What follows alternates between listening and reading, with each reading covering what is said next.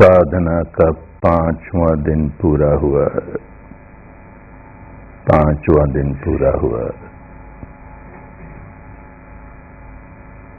शिविर का आधा समय गया। जो गया सो गया, जो बाकी बचा है।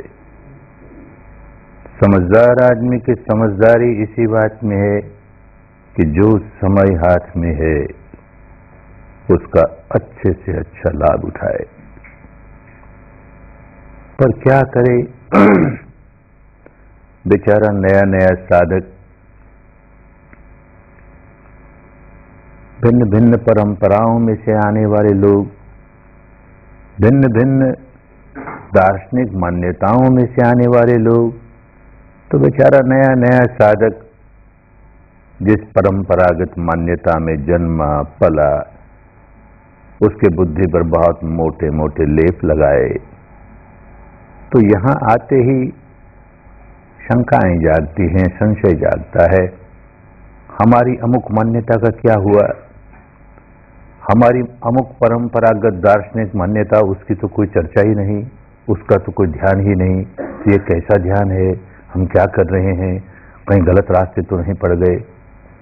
स्वाभाविक है, मन में इस प्रकार का संशय उठना स्वाभाविक है, क्योंकि ये भारत की बहुत पुरातन साधना होते हुए भी आज तो भारत के लिए बिल्कुल नई साधना है।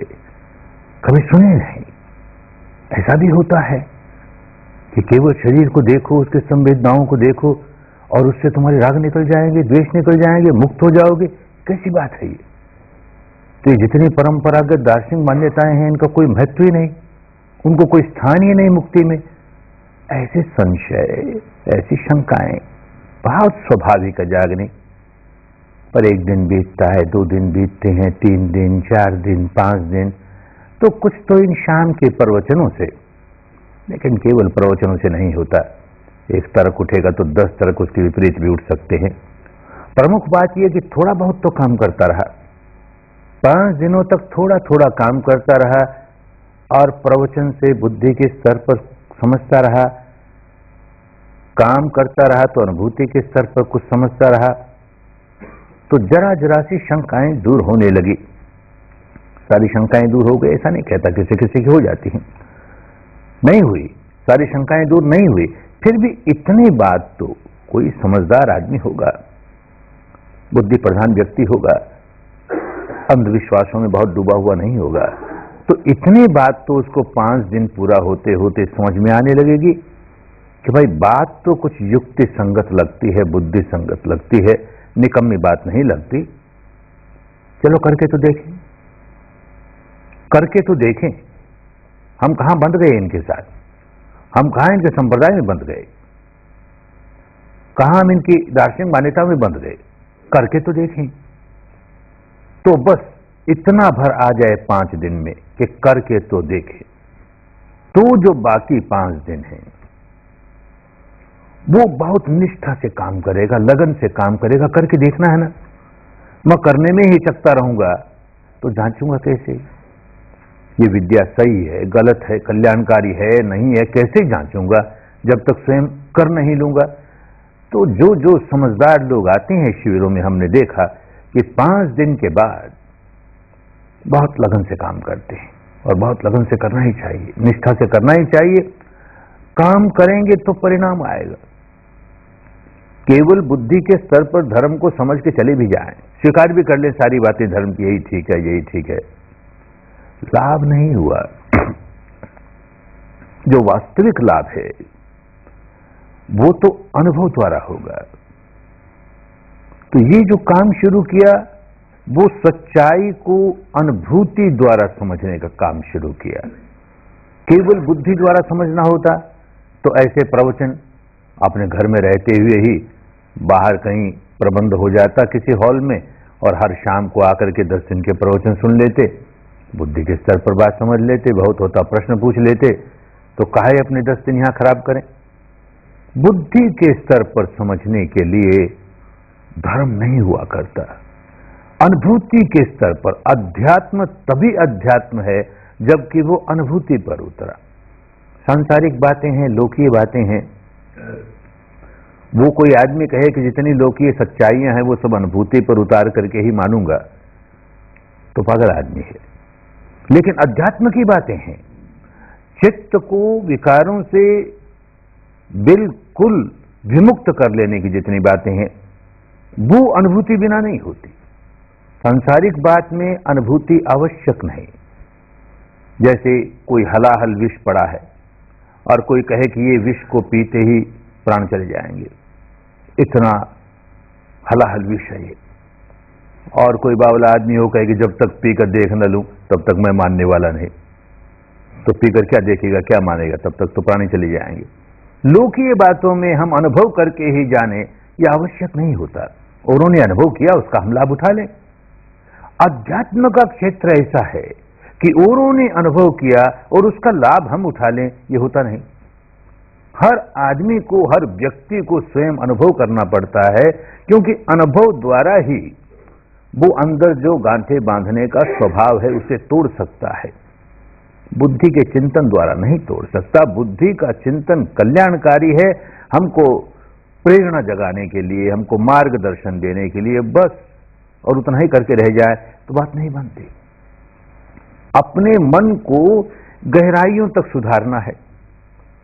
बुद्धि का चिंतन हमारे मन को ऊपरी ऊपरी स्तर पर सुधार देगा। वो हिस्सा जो चिंतन मनन करता है बार बार के अच्छे चिंतन से, बार बार के अच्छे चिंतन से वो निर्मल होता चला जाएगा। वो समझता चला जाएगा राग नहीं करना चाहिए, द्वेष नहीं करना चाहिए। कितना ही प्रिय क्यों न लगे बाहर का आलंबन, हम राग नहीं करें। कितना ही अप्रिय क्यों न लगे बाहर का आलंबन, हम द्वेष नहीं करें। ऐसा अपने आप को समझाता चला जाएगा। उसकी बुद्धि निर्मल होती चली जाएगी, जीवन में उसका लाभ भी आएगा। जड़ें नहीं सुधरेगी। जड़ें सुधारने के लिए हमको हमारे अंतर मन को सुधारना पड़ेगा। ये जो सारा तप करने की बात अपने यहां भारत में चली, शरीर को तपाने की बात तो जब लोग भूल गए, साधना की विधियां भूल गए, तब शरीर को कैसे कष्ट देवें, शरीर को कैसे कष्ट देवें, इसी से ठीक हो जाएगा, इसी से मुक्त हो जाएगा। क्योंकि मन की बात ही भूल गए, मन को कैसे सुधारें ये विद्या ही लुप्त हो गई। मन को सुधारे बिना बात बनती नहीं। महावीर स्वामी के जीवन काल की एक घटना, कोई एक देश का राजा, उसके मन में विरक्ति जागी, राजपाट छोड़ करके सन्यासी हो गया और घोर तप कर रहा है। खड़े तपता है खूब। कोई उस रास्ते से निकला और उसने भगवान महावीर से कहा, महाराज अमुक राजा सब कुछ त्याग करके घोर तप कर रहा है, इस समय उसकी मृत्यु हो जाए तो महाराज सदगति होगी, क्योंकि इतना तप रहा है। भगवान महावीर ने कहा, नहीं रे, इस समय मर जाए तो घोर नरक में जाएगा। कुछ समय के बाद कोई दूसरा मैसेंजर आया कि वो संदेश वहां का, उसने कहा, महाराज वो राजा तप रहा था ना, वो मर गया। मर गया? तो कहते हैं उसकी तो सदगति हो गई। अरे थोड़ी देर पहले, कुछ मिनटों पहले कहते थे कि ये मरेगा तो नरक में जाएगा, और अब कहने लगे सदगति हो गई। तो ऐसे व्यक्ति झूठ नहीं बोलते। समझाया, देख जिस समय ये पहली सूचना आई कि ये व्यक्ति घोर तप कर रहा है, तो मैंने अपने बोधि चित्त से उसके चित्त को देखा, उसके चित्त की क्या अवस्था है। उस समय उसके चित्त में बड़ा क्रोध जागा हुआ, बड़ा द्वेष जागा हुआ, क्योंकि तपते तपते उसने देखा कि उसके सामने से एक सेना जा रही है और वो उसके दुश्मन की सेना है और वो उसके राज्य पर हमला करने जा रही है। तो उस दुश्मन के प्रति मन में बड़ा क्रोध, बड़ा द्वेष, ऐसा क्रोध जागा हुआ, ऐसा द्वेष जागा हुआ, चित्त का जीवन के अंतिम चित्त की ये अवस्था कि क्रोध जागा है, द्वेष जागा है और उस समय मृत्यु हो जाए तो नारकीय अवस्था है ना, नरक में जाएगा और कहां जाएगा। थोड़ी देर के बाद उसे होश आ गया, अरे मैं करने क्या लगा, मुझको तो अपने चित्त को समता में स्थापित करना है, बाहर की बातों से क्या लेना देना, भीतर क्या हो रहा है। क्रोध जागा ना, इस क्रोध को देख करके अपने मन को क्रोध से विहीन करना है। लग गया अपने काम में, और यूं लग गया काम में, चित्त समता में आया और मृत्यु हो गई। तो कहता है जब मेरे पास ये सूचना आई कि मृत्यु हो गई, तब मैंने जाना, अरे इस समय तो इसका चित्त क्रोध विहीन था, द्वेष विहीन था, तो सदगति अपने आप हो गई। तप तो दोनों अवस्थाओं में शरीर से तो वैसे ही तप रहा था। जिस वक्त मन में क्रोध जगा रहा था तब भी खड़ा यूं ही तप रहा था, शरीर को बड़ा कष्ट। और जिस समय चित्त समता में आया और मृत्यु प्राप्त हुई उस समय भी ऐसे तप रहा है। शरीर को तपाने से, शरीर को दंड देने से कोई व्यक्ति ये समझे कि मेरे विकारों की, मेरे कर्मों की निर्जरा हो जाएगी, तो भटक गया। धर्म का सही स्वरूप जब समाप्त होने लगता है तो इस तरह की बातें चल पड़ती हैं। असली साधना की विधि लोग भूल जाते हैं, क्या करें, तो भटक जाते हैं। मूल बात अपने मन को कैसे सुधारें। मन को केवल ऊपर ऊपर स्तर पर सुधारना होता तो हम केवल चिंतन मनन से सुधार लेते। हमको मन को अपनी गहराइयों तक सुधारना है, जड़ों तक सुधारना है। और मन की जड़ें शरीर के साथ जुड़ी हुई। जो व्यक्ति केवल शरीर को ही कष्ट दे करके मुक्त होने की बात मानता है, एक अति में पड़ गया, उसे होश नहीं है, मुक्त नहीं हो सकता। ऐसे ही केवल चिंतन मनन द्वारा मैं अपने चित्त को राग विहीन कर लूंगा, द्वेष विहीन कर लूंगा, शरीर से क्या लेना देना है, वो दूसरी अति में पड़ गया, नहीं मुक्त हुआ। दोनों को साथ लेके चलना पड़ता है। इसलिए चलना पड़ता है कि हमारा अंतर मन शरीर के साथ प्रतिक्षण जुड़ा रहता है, प्रतिक्षण जुड़ा रहता है। जिसको हम कहते हैं कि सच्चाई को अनुभूति से जानो, तो किसको अनुभव कहें। भारत की पुरानी भाषा में जो वेदन होता है, शरीर पर जो अनुभूति होती है, वेदना होती है, सुखद हो दुखद हो, उसी को स्वयं वेदन कहा जाता था। चिंतन के द्वारा किसी बात को कहें मुझे अच्छी लगी, मुझे बुरी लगी, तो केवल सरफेस की बात हो गई, अनुभूति की बात नहीं हुई। इसलिए ये सारा काम कर रहे हैं सिर से पांव तक, और अब आज रात से पांव से सिर तक, वे सिर से पांव तक, पांव से सिर तक, ये जो चक्कर लगाते हैं, इस शरीर का दर्शन नहीं कर रहे, शरीर के रूप का दर्शन नहीं कर रहे, शरीर की आकृति का दर्शन नहीं कर रहे, शरीर का अनुभव कर रहे हैं। सच्चाई को अनुभव से जानना है तो शरीर अनुभव हो रहा है कि नहीं, सिर पर मन गया तो अनुभव हो रहा है कि नहीं, चेहरे पर गया तो अनुभव हो रहा है कि नहीं, वेदन हो रही है कि नहीं, मानो कोई वेदना हो रही है कि नहीं। वेदना हो रही है, सुखद हो दुखद हो, उसको आज हम संवेदना कहते हैं, क्योंकि वेदना कहने से केवल दुखद ही समझेंगे। तो संवेदना हो रही है कि नहीं, तो अनुभव हो रहा है। जहां कुछ नहीं संवेदना हो रही तो उस स्थान का हमें अनुभव नहीं हो रहा, मूर्छा है। हम नहीं कह सकते कि हमको अनुभव हो गया इस स्थान का। वहां कोई संवेदना जागी कि कहा कि ठीक है, इसका भी अनुभव हो गया, इसका भी अनुभव हो गया। यूं शरीर के अणु अणु का अनुभव करने के लिए सिर से पांव तक चक्कर लगाते हैं, लेकिन केवल अनुभव कर लेना मात्र हमारा लक्ष्य नहीं है। वो तो एक पक्ष है इसका। अब दूसरा पक्ष ये कि अनुभव हो रहा है और हम प्रतिक्रिया नहीं कर रहे। हमें दुखद अनुभूति हो रही है संवेदनाओं के स्तर पर, शरीर के स्तर पर, हम द्वेष नहीं जगा रहे। ऐसे ही किसी को सुखद संवेदना आज होने लगी, आगे जाके होने लगेगी, सुखद संवेदना हो रही है और हम राग नहीं जगाते। चाहे सुखद हो चाहे दुखद हो, हम तो समझते हैं कि देख भाई, इसका उत्पाद हुआ, इसका व्यय हुआ, उत्पत्ति हुई, नष्ट हुआ, उदय हुआ, व्यय हुआ, ये अनित्य है, ये नश्वर है, ये भंगुर है, ये परिवर्तनशील है, ये इसका स्वभाव है, बदलते रहना बदलते रहना। इसके प्रति क्या राग करें, क्या द्वेष करें। तो राग करने का, द्वेष करने का, स्वभाव पलटने का काम कर रहे हैं। ये कोई कर्मकांड नहीं है। सिर से पांव तक, पांव से सिर तक चक्कर लगाया।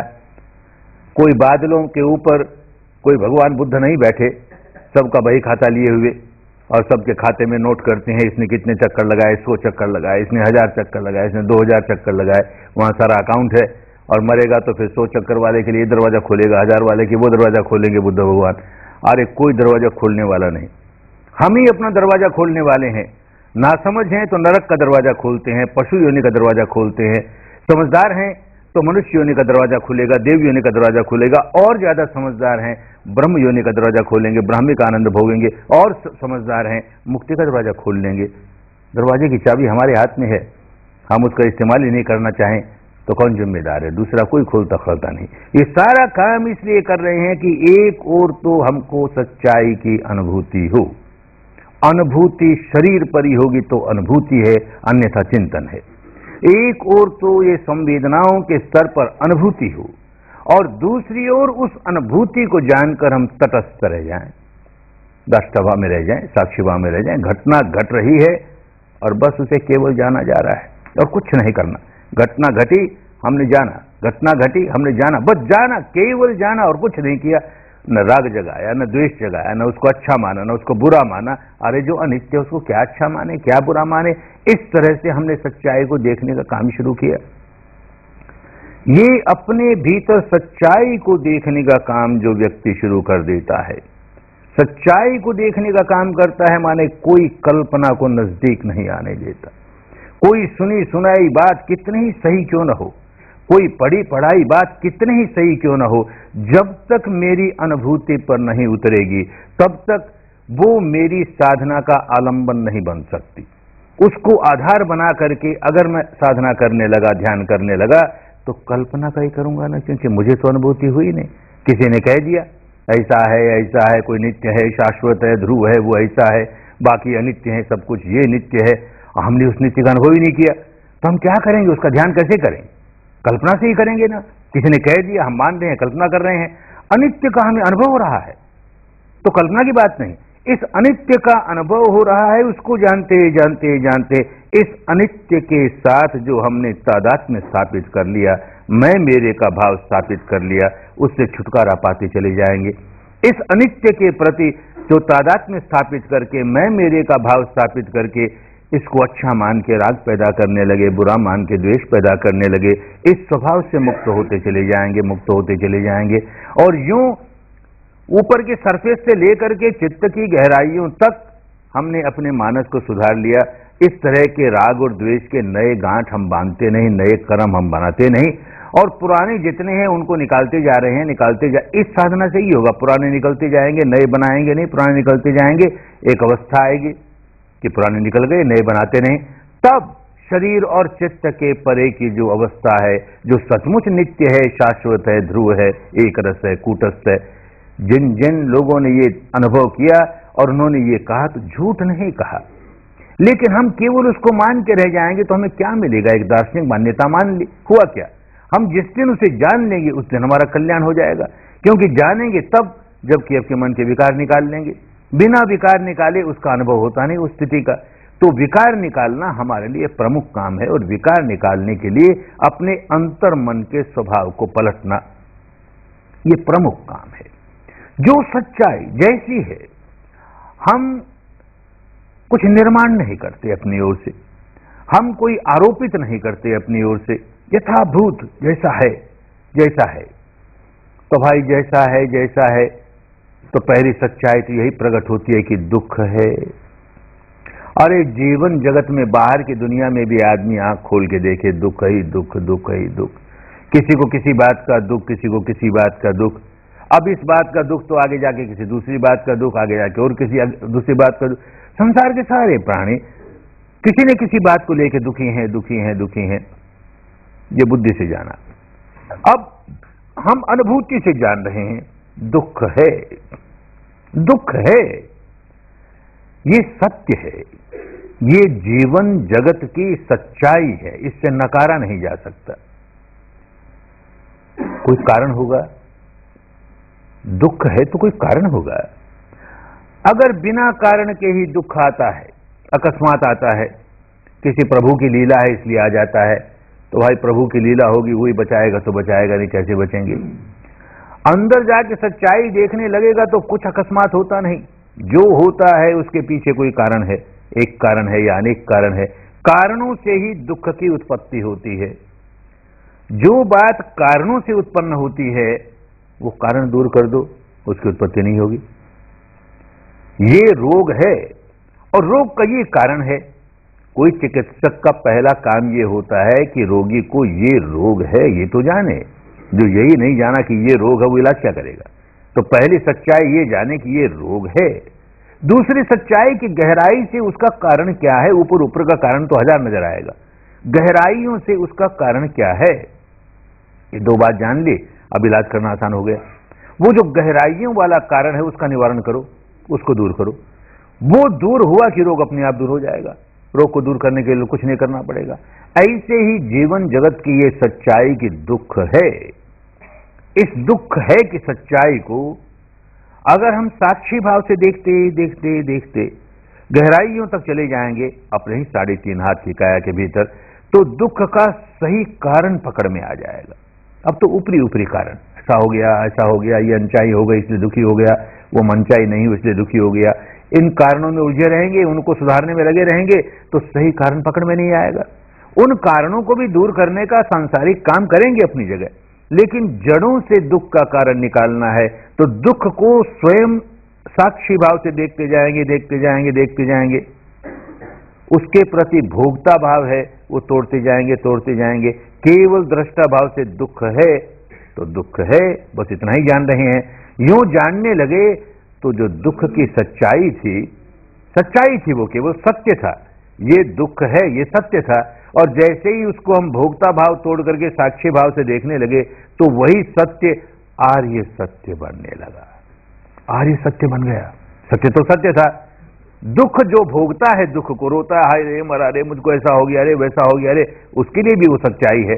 और एक आदमी रोता नहीं, उसको भोगता नहीं, दृष्टा भाव से देखता है दुख है, अच्छा देखने कितनी देर रहता है ये, अच्छा देखें इसका मूल कारण क्या है। वो व्यक्ति भी दुख का अनुभव तो कर ही रहा है, लेकिन वो भोक्ता भाव से नहीं, दृष्टा भाव से देख रहा है, तो वही दुख की सच्चाई इस व्यक्ति के लिए आर्य सत्य बन गई। तो ये प्रथम आर्य सत्य हुआ, दुख है उसे साक्षी भाव से देखना शुरू किया, दृष्टा भाव दूर किया। और जैसे ही साक्षी भाव से देखना शुरू किया, बड़ी जल्दी गहराई में चले जाएंगे और उसका सही कारण समझ में आएगा, ये कारण है। ऊपर ऊपर से जो कारण जाना उसको दूर करने के लिए केवल बुद्धि का उपयोग करेंगे और वो कारण की जड़ें दूर नहीं होंगी। अनुभूति से जिस कारण को जाना तो जड़ों तक जान लिया, अब उस कारण को दूर करेंगे तो जड़ों से दूर करेंगे, कल्याण की बात हो जाएगी। तो यही कारण जो कि एक सत्य था, जीवन जगत का सत्य था, ऐसा होने से दुख हो जाता है।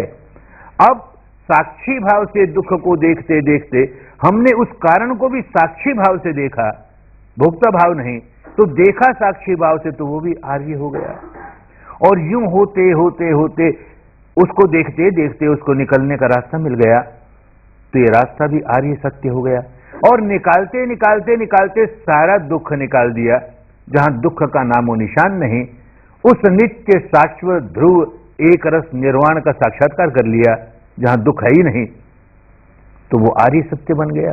अन्यथा केवल हम फिलॉसफी के साथ पड़े रहते कि ये सब तो अनित्य है और वो नित्य है, ये नित्य और अनित्य का फर्क समझते रहो, नित्य और अनित्य का फर्क की चिंतन करते रहो। क्या मिलेगा भाई, क्या मिला उससे? हमको नित्य का दर्शन तो हुआ नहीं ना, क्योंकि हमने अनित्य का ही दर्शन नहीं किया अभी तक। हमने अनित्य को केवल भोगा, तो नित्य कहां से हमें मिलेगा? और अनित्य को भोगा तो हमने नित्य से अपने आप को और दूर कर लिया, क्योंकि अनित्य को जब भोगता है तो राग पैदा करता है, द्वेष पैदा करता है, गांठें बांधता है। नित्य तो बहुत दूर होता चला गया, बहुत दूर होता चला गया।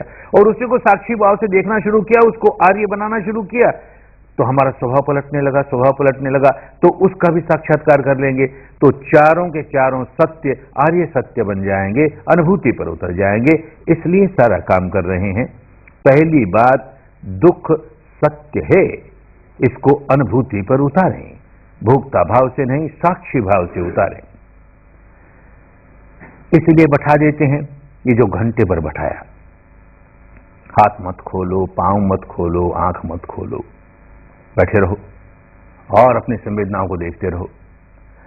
15 मिनट तो आसानी से बीत जाते हैं, किसी तरह कर करा करके आधा घंटा भी बीत जाता। अब उसके बाद हाय रे, इतना पांव दुखने लगा, हाय रे मरा रे, क्या मुसीबत खड़ी कर दी रे, पांव भी नहीं खोल सकता। और कहती हैं सिर पर ले जाओ, सारे शरीर में। वो कहां ले जाए, मन तो यहीं जाता, कहीं जाता ही नहीं। ये पांव इतना दुखता है रे, फटता है रे, टूट ही जाएगा, ये पांव टूट ही जाएगा, टूट ही जाएगा। और यूं करते करते मन में ऐसे भाव जागता है कि किस मुसीबत में फंस गए। आंख भी मत खोलो।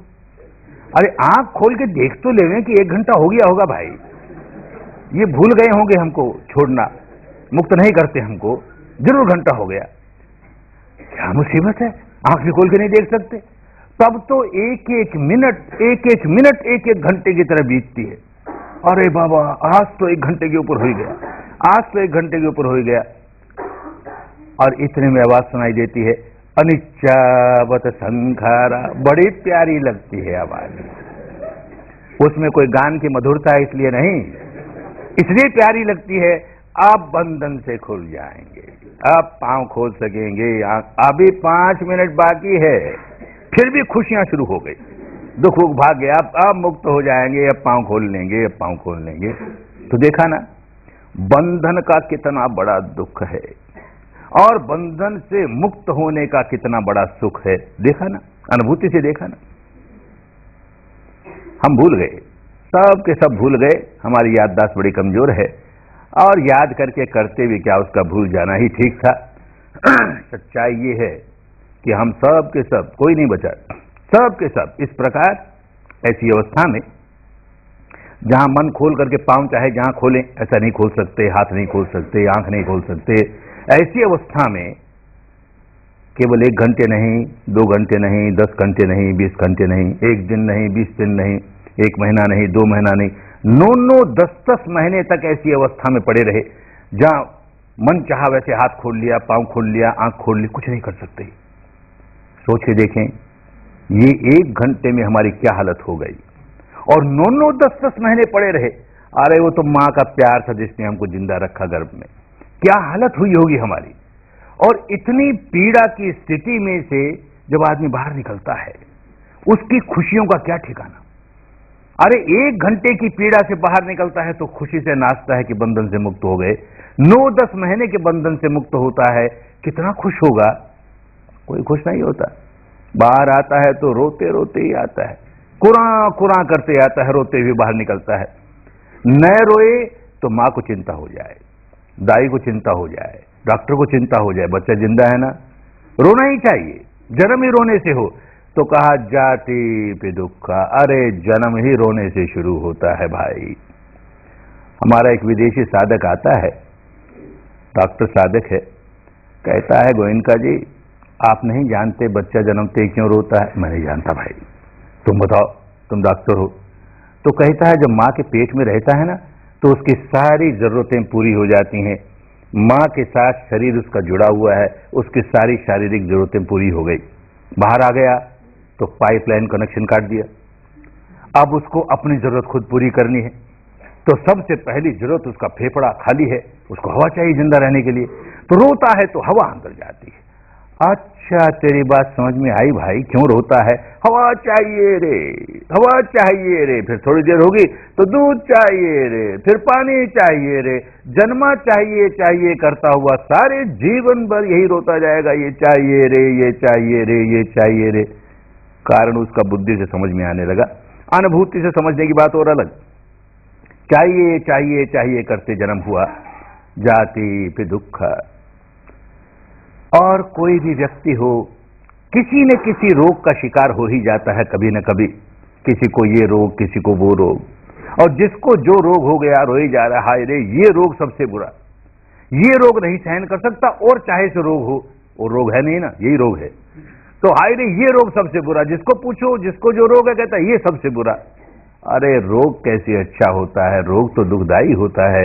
व्याधि पे दुख, व्याधि पे दुख। और यूं करते कराते उम्र बढ़ती है, जर्जरित होता है, शरीर जर्जरित होता है, बूढ़ा हो जाता है, बुढ़िया हो जाती है। बड़ा दुखदाई है बुढ़ापा। 100 बरस का बूढ़ा, 100 बरस की बुढ़िया, भिन्न भिन्न रोग है, शरीर बड़ा दुर्बल हो गया है, इंद्रियां काम नहीं कर रही हैं, बहुत व्याकुल है। जरा भी दुख, जरा भी दुख। और इस दुख के मारे परमात्मा से प्रार्थना करता है, अल्लाह मियां से परमात्मा प्रार्थना करता है, ईश्वर से प्रार्थना करता है, अरे तेरे यहां मौत का भी क्या घाटा है, हमें मौत क्यों नहीं दे देते, मौत देते तो इस दुख से हम मुक्त हो जाते। सवेरे को डॉक्टर आता है, नबज देख के कहता है बूढ़े बाबा अब तुम्हारा कूच का डंका बजने वाला है, बुढ़िया माई अब जल्दी ही तुम्हारा यहां से कूच होगा। तो बूढ़ा बाबा बुढ़िया माई कहते हैं ना ना डॉक्टर साहब बचाइए, हमसे गलती हो गई, हमने गलत प्रार्थना कर ली। अरे अभी तो अपने बच्चे से मिलना है, बच्चे के बेटे से मिलना है, वो काम बाकी रह गया, उससे मिलना बाकी रह गया, अभी नहीं। कौन मरना चाहता है? अरे मरना भी बड़ा दुखदाई होता है। मरणं पे दुखं, मरणं पे दुखं। ये दुख की मोटी मोटी बातें बुद्धि के स्तर पर तो समझ में हर किसी की आ जाएंगी, जन्म लेना दुख, बीमार होना दुख, बूढ़ा होना दुख, मरना दुख, और इससे गहरी बातें हैं। प्रिय ही विपयोगो दुखो, अप्रिय ही संपयोगो दुखो।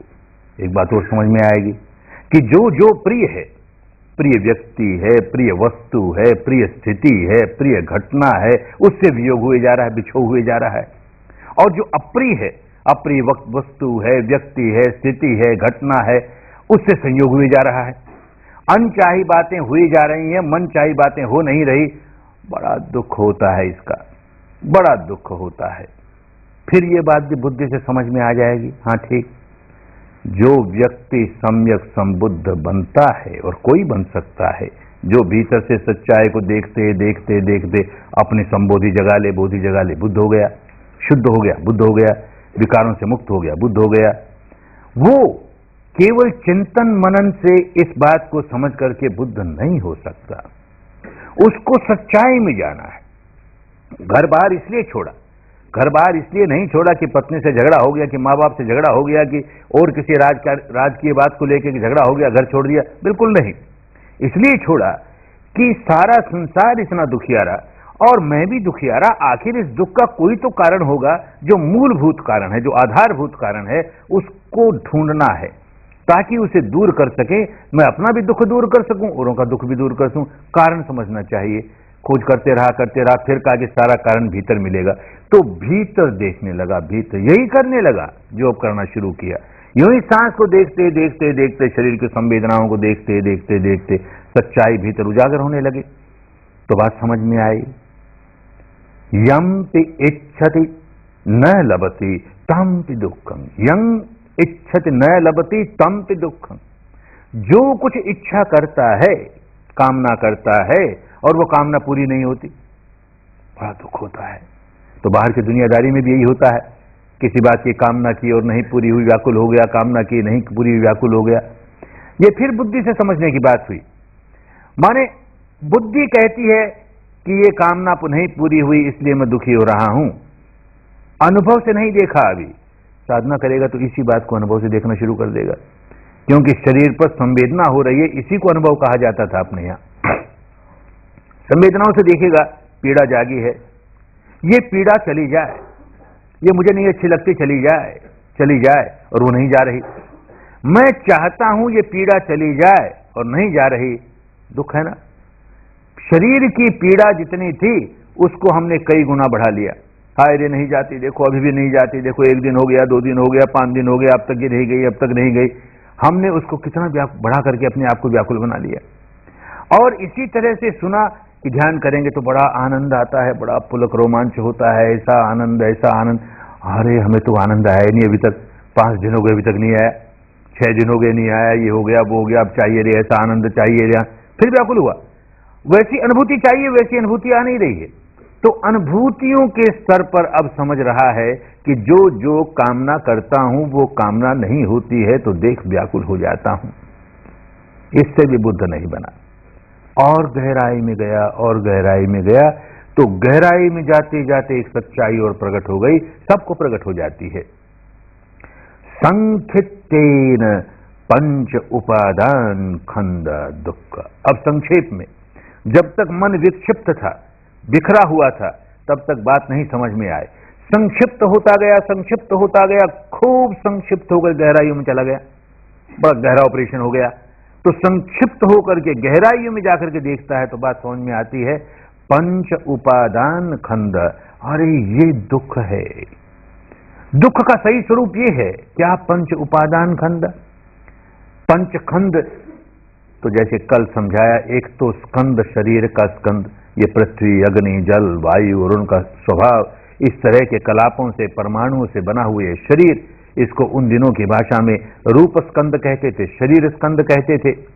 और दूसरा ये चित्त का स्कंद, जिसके 4 हिस्से, कल जैसे समझाया, विज्ञान, संज्ञा, वेदना, संस्कार, ये 4 और ये 1, ये 5 जुड़ करके इनके प्रति जो उपादान पैदा कर लिया, पुरानी भाषा है, आज तो ये शब्द नहीं इस्तेमाल होता। उपादान माने आसक्ति पैदा कर ली, बड़ा चिपकाव पैदा कर लिया, उसके प्रति मैं मेरे का भाव पैदा कर लिया। अरे ये दुख है। भीतर जाते जाते बात समझ में आ गई, आखिर राग भी क्यों जागता है कि इस सारे प्रपंच के प्रति मैं ऐसी आसक्ति पैदा कर ली। अब इस मैं के खिलाफ कोई एक शब्द बोला कि द्वेष आया, मैं अच्छा लगा द्वेष आया, अच्छा लगा प्रिय लगा राग जगाया। इसके खिलाफ कोई किसी ने एक काम कर दिया, अच्छा लगा राग जगा, बुरा लगा द्वेष जगा। ये मैं का जो बेस है और ये आसक्ति है किसके प्रति? इस रूप शरीर के प्रति, इस चित्त के प्रति, इन पांचों के संग्रह के प्रति, इस समुच्चय के प्रति, इस इकाई के प्रति कितनी गहरी आसक्ति, कितना गहरा तादात्म्य इसके साथ मैं मेरे का भाव बुद्धि के स्तर पर खूब समझता है। कहता है शरीर मैं नहीं, मेरा नहीं, मेरी आत्मा नहीं, ये चित्त भी मैं नहीं, मेरा नहीं, मेरी आत्मा नहीं, उसके चारों खंड हो चाहे, मैं नहीं, मेरा नहीं, मेरी आत्मा नहीं, बुद्धि के स्तर पर खूब समझता है। क्या काम आया? वास्तविक बात नहीं ना। वास्तविक बात तो भीतर जाने पर देखिएगा, सच्चाई ये है कि ये शरीर ही मैं हो गया है, मेरा हो गया है, इसके प्रति बहुत गहरा तादात्म्य भाव आ गया है, इसके प्रति बहुत गहरी आसक्ति हो गई है, उपादान हो गया है।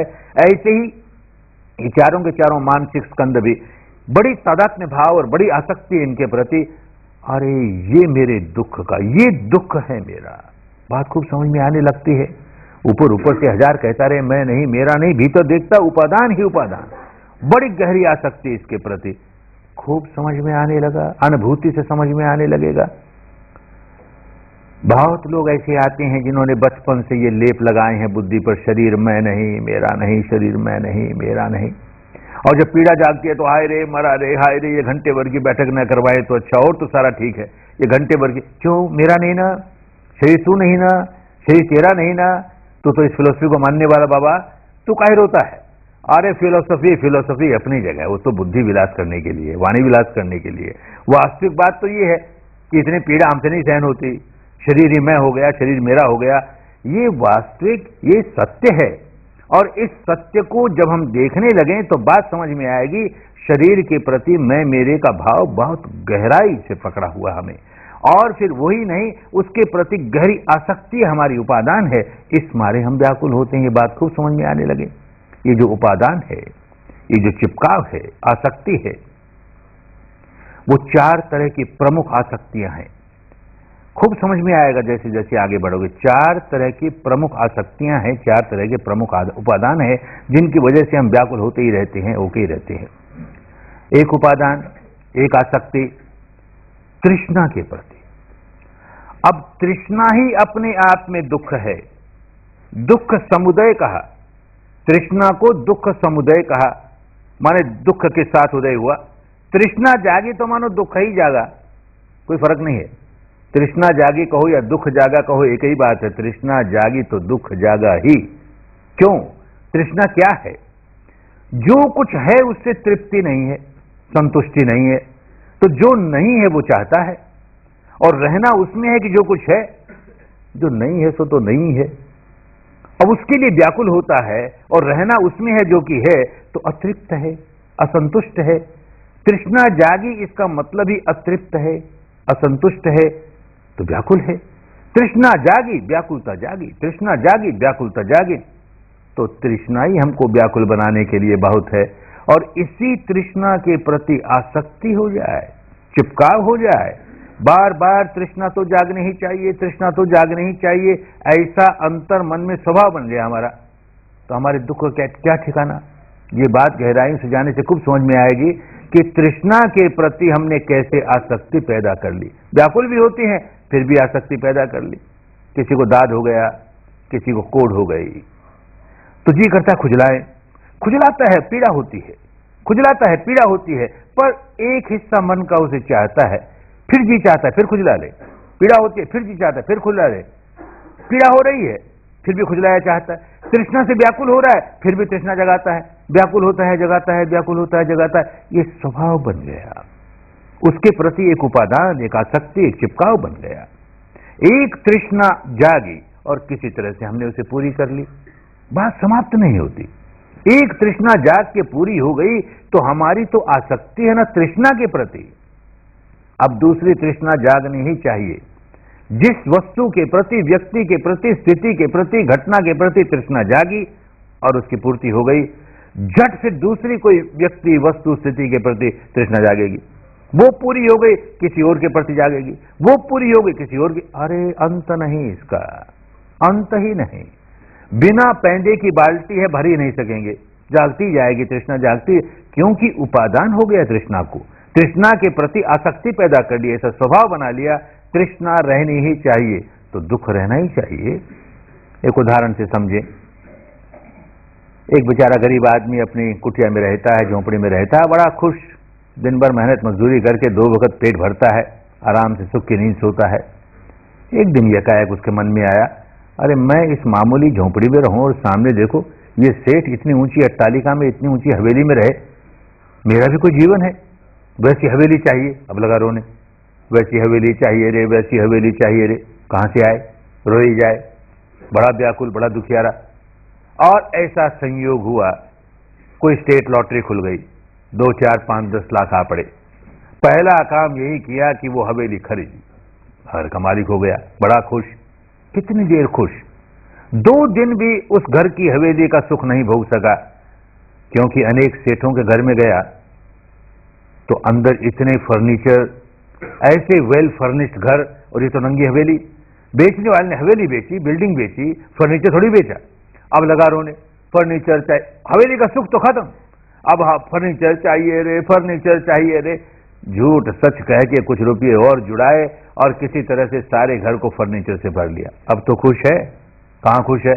इतने में कान में आवाज सुनाई दी, पड़ोसी घर से कोई आवाज आ रही है। किसकी आवाज आ रही है? उसका रेडियो बज रहा है।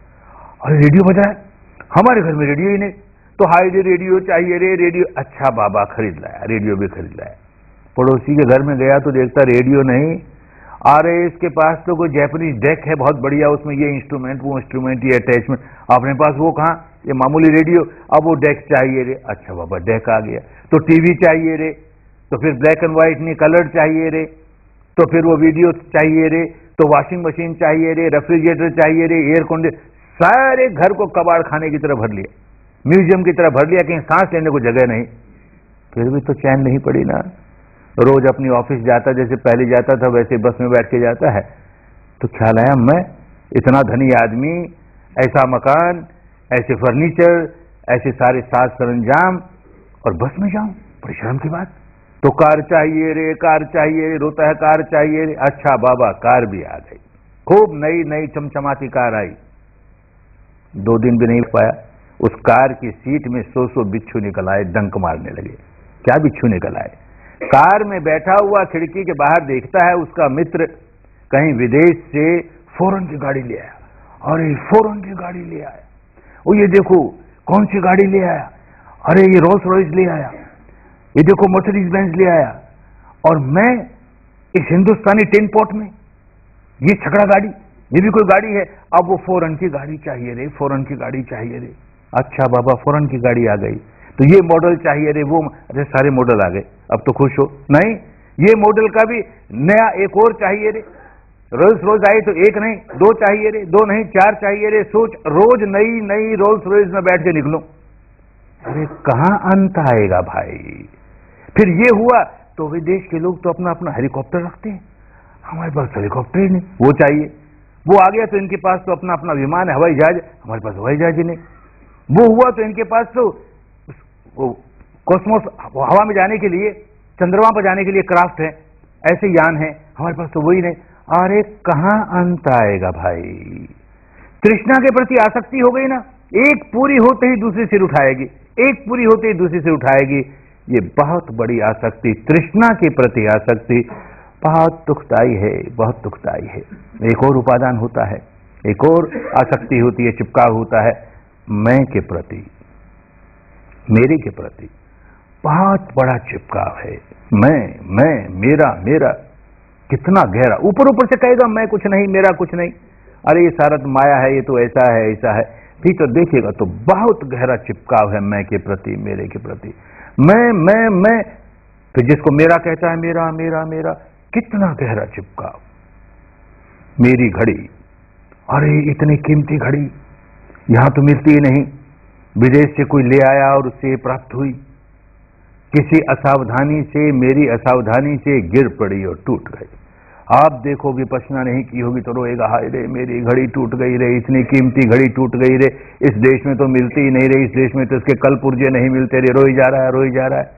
टूट गई ना, इसलिए रोई जा रहा है।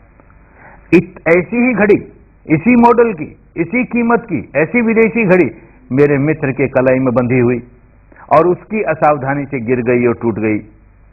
अब नहीं रोना आता, अब तो उपदेश देता है उसे, अरे इतनी कीमती घड़ी तुम्हें संभाल कर रखनी चाहिए थी, इस देश में तो मिलती नहीं, इसके कल पुर्जे नहीं मिलते। क्यों भाई, वैसी घड़ी टूटी ना, उस घड़ी के टूटने पर क्यों नहीं रोया रे? किसी घड़ी के टूटने पर कोई नहीं रोता दुनिया में, कीमती से कीमती घड़ी के टूटने पर कोई नहीं रोता। मेरी घड़ी टूटी रे, मेरी रे, मेरी रे, जितना जितना मेरा और उस मेरे के प्रति जितनी जितनी आसक्ति, उतना दुख आने वाला ही है। दुनिया की कोई शक्ति बचा नहीं सकती हमें। मेरा मेरा मेरा, ये मेरा मेरा मेरा जो कह रहे हैं, वो वस्तु कोई 150 रुपये की हो कि 150 करोड़ रुपए की हो, कुछ फर्क नहीं पड़ा। आसक्ति कितनी है, दुख आसक्ति का है, उस वस्तु का नहीं, उस वस्तु की कीमत का नहीं। एक घटना घटी, नया नया ब्रह्मदेश से आया था कोई एक सर्व सेवा संघ का नेता, उन दिनों से परिचित था, राजस्थान का रहने वाला। उसने कहा शिव राजस्थान में लगाइए, आपके पुरखों की भूमि है, हाँ जरूर लगाएंगे, आप प्रबंध कीजिए। तो बेचारा जगह ढूंढते ढांढते एक गांव में उसे जगह मिली, बामनवाड़ नाम का गांव है। शिविर लगा। उस गांव के तो कितने लोग आते, छोटा सा गांव था, आसपास के नगरों से लोग आए। तो एक जरा दूर से नगर से एक बुढ़िया आ गई, शिविर लगा, सब ध्यान कर रहे हैं। चौथा दिन, पांचवा दिन, किसी ने बुढ़िया माई को कहा या उसने सुना कि यहाँ धम्मा हॉल में सुबह सुबह 6 से 6:30 बजे कोई पाठ होता है, कोई वंदना होती है, कोई मंगल मैत्री होती है, ये तो कार्यक्रम में लिखा ही नहीं, तो मैं तो जाती नहीं। तो मैनेजमेंट से पूछा मैं भी जा सकती हूँ क्या? उन्होंने कहा जरूर जा सकती हो, लेकिन बैठ के ध्यान करना होगा। हाँ हाँ ध्यान ही करूंगी। चलिए आई, 6 से 6:30 सारी मंगल मैत्री लेकर के बड़ी खुश हुई, बहुत खुश हुई, मुस्कुराते ही मुस्कुराते अपने निवास स्थान पर गई। निवास स्थान के कमरे में पहुंची, चीखी जोर से, बड़े जोर से रोई। लोग भागे गए, कोई सांप ने काट लिया कि बिच्छू ने काट दिया, हो क्या गया बुढ़िया माई को? और जाके पूछे तो रोई जाए, जवाब ही न दे। क्या हुआ माई बताओ तो? 10-15 मिनट के बाद जरा रोना कम हुआ तो कहती है क्या बताऊं, मैं तो लुट गई, मैं तो मारी गई। क्या हुआ बुढ़िया माई? कहती है मेरे जीवन भर की कमाई के 20 रुपए एक थैली में, कपड़े की थैली में उसे लेकर आई थी साथ। और 60 वर्ष पहले जब मेरा विवाह हुआ था तो गौने में मुझे दहेज में एक चांदी की लड़ मिली थी, कोई आभूषण मिला था, वो उसमें था। और आने लगी तो पड़ोसन ने एक सूखी मिठाई का टुकड़ा दे दिया, वो भी उस थैली में था। ध्यान करूं तो उसके पांव के नीचे दबा के ध्यान करूं, रात को सोऊं तो सिरहाने रख करके सोऊं। अरे ये पाठ सुनने क्या चली गई, मैं तो पीछे से कोई ले गया मेरा, मैं तो लुट गई रे, मैं तो लुट रोई जाए। अरे उन्होंने कहा बुढ़िया माई तेरे 20 रुपये नगदावन और 20 एक का और माल मत्ता होगा, सब मिला के 50 एक के होंगे। तू इतना अच्छी साधना कर रही थी, किए जाना, हम तुम्हारा 50 रुपये का प्रबंध कर देंगे, तू करना। कहाँ माने, बुढ़िया रोई जाए। उन्होंने सोचा इसके हाथ में जब तक रुपया नहीं धरेंगे इसका रोना नहीं मिटेगा। इकट्ठा करने लगे, 50 रुपये 100 रुपया हो गया। रखा बुढ़िया के हाथ में तो यूं फेंकती है, क्या करूं इस 100 रुपये को? मेरा जो वो आभूषण जो मुझे दहेज में मिला, उसके प्रति गहरी आसक्ति है ना, वो कहां, उसके बिना कैसे? रोई जाए, कैसे समझाए इसे? वो तो गया सो गया, क्या करें। शाम होते होते किसी ने देखा एक पेड़ की डाल पर एक बंदर बैठा है और उसके हाथ में वो कोथली है और वो मिठाई निकाल के खा रहा है उसमें से। लोग पीछे भागे, बंदर से वो कोथली छुड़वाई, थैली छुड़वाई, बुढ़िया के हाथ में दी, उसका आभूषण हाथ में आया तो रोना बंद हुआ। तो ये आभूषण 20 रुपये का था कि 20 लाख की संपदा थी, कुछ फर्क नहीं पड़ता। आसक्ति कितनी, जितनी जितनी आसक्ति उतना उतना रोना आने ही वाला है। दुनिया की कोई शक्ति हमें बचा नहीं सकती। अपने को हिंदू कहते रहें, बौद्ध कहते रहें, जैन कहते रहें, ब्राह्मण कहते रहें, शूद्र कहते रहें, भारतीय कहते रहें, बर्मी कहते रहें, कुछ फर्क नहीं पड़ेगा। आसक्ति आई, व्याकुल हुआ। अपने को आत्मा का मानने वाला कहते रहे, नहीं मानने वाला कहते रहे, परमात्मा को मानने वाला कहते रहे, नहीं मानने वाला कहते रहे, द्वैतवादी, अद्वैतवादी और न जाने क्या क्या वादी कहते रहे, कुछ फर्क नहीं पड़ेगा। अगर आसक्ति जागी है दुख आएगा ही, आसक्ति नहीं है तो दुख से छुटकारा होगा ही। जब तक इस मैं मेरा इसके प्रति आसक्ति है, बड़ा दुखियारा रहता है। भले कहे नहीं मैं मेरा, पर भीतर से मैं मेरे का भाव है, दुखियारा रहेगा ही। एक और घटना उन्हीं दिनों की, एक किसी और गांव में, उत्तर प्रदेश के एक गांव में शिविर लगा, थोड़े से लोग आए। उसमें आसपास के एक नगर का एक सन्यासी आ गया।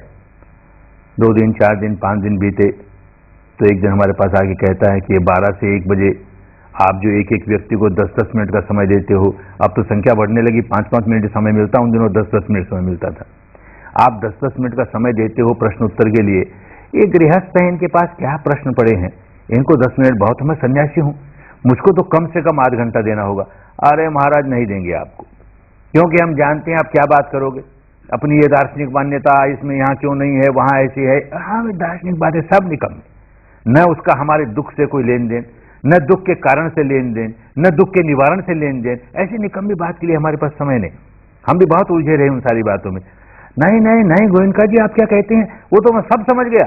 5 दिन हो गए आपके साथ रहते हुए, कोई दार्शनिक बात नहीं करूंगा, मैं खूब समझ गया कि वो सब निकम्मी बातें हैं, लेकिन मैं तो साधना संबंधी बात करूंगा और आध घंटे बिना मेरा समाधान नहीं होगा। अच्छा भाई, किसी तरह से उसको आध घंटा निकाल के दिया। आया 2 मिनट 4 मिनट तो साधना की बातें की थोड़ी सी, उसके बाद साधना की बात तो छोड़ दी और कहने लगा उस नगर में, जिस नगर से वो आया है, उस नगर में गुरुजी आपका जो मठ है ना, मेरा मठ है, मैं उस नगर में कभी गया नहीं, और भाई मैं गृहस्थ हूं, गृहस्थ का मठ कैसे होगा, और गृहस्थ होने का इतना मोटा प्रमाण साथ रखता हूं, मेरा मठ कहां से होगा, सन्यासियों का मठ होता है, मेरा कहां से मठ हो। गुरुजी आप समझिए ना, आपका मठ है, आपका, ये आदमी क्या कहे जा रहा, मेरा मठ है। गुरुजी आपके मठ में आपका हाथी झूमता है, मेरे मठ में मेरा हाथी झूमता है, आप समझिए ना गुरुजी। इतने में तो बात समझ में आ गई। भारत बहुत बड़ा देश है ना, तरह तरह की बातें होती है इस देश में। इस देश में ऐसे लोग भी हैं जो कभी भी ये शब्द का इस्तेमाल नहीं करेंगे, मैं का या मेरा का। जब जब उनको मैं कहना होगा तो कहेगा आप, और मेरा कहना होगा तो कहेंगे आपको। हाँ, समझ में आ गया, ठीक है ठीक है, मेरा ही हाथी मेरा ही मठ, कहिए क्या हुआ उसको। तो कैसा है कि वो नगर के बीच में, तो नगर पालिका का परमिशन लिया नहीं और बिल्डिंग खड़ी कर दी, अब वहां से ऑर्डर आ गया तोड़ो इसको, और नगर के बीच में हाथी रख नहीं सकता तो ऑर्डर आ गया निकालो इसको। तो उसने कहीं से सुन लिया कि इस नगर पालिका का जो मेयर है वो कभी बर्मा गया था और इनके यहाँ कुछ दिन मेहमान बन के रहा था, तो गुरुजी आपकी ओर से 2 शब्द चले जाएंगे, आपका मठ बच जाएगा, आपका हाथी बच जाएगा। मेरा नहीं कहता, मैं नहीं कहता। कितनी आसक्ति, सन्यासी है, सब छोड़ा हुआ है, फिर भी कितनी आसक्ति और कितना दुखियारा। ये जो कुदरत का कानून है वो इस बात को नहीं देखता है कि इस आदमी ने कैसे कपड़े पहन रखे हैं। ये आदमी अपने को गृहस्थ कहता है कि सन्यासी कहता है, ये अपने को बौद्ध कहता है कि जैन कहता, कुछ नहीं देखता। आसक्ति है ना, व्याकुल करेगी, आसक्ति है ना, व्याकुल करेगी। मैं मेरे के प्रति आसक्ति आई, व्याकुल करेगी। नहीं व्याकुल करती, कब नहीं करती, कि जिसको मेरा मेरा मेरा कहे जा रहा हूं वो अनंत काल तक वैसा ही बना रहे, और जिसको मैं कहे जा रहा हूं और उसका भोग भोग रहा है मेरे का, वो भी अनंत काल तक बना रहे, मैं भी अनंत काल तक बना रहूं, और जिसको मेरा कह रहा हूं वो भी अनंत काल तक बना रहे। तो चाहे जितनी आसक्ति हो ना, क्या बिगड़ता अपना, कुछ नहीं बिगड़ेगा।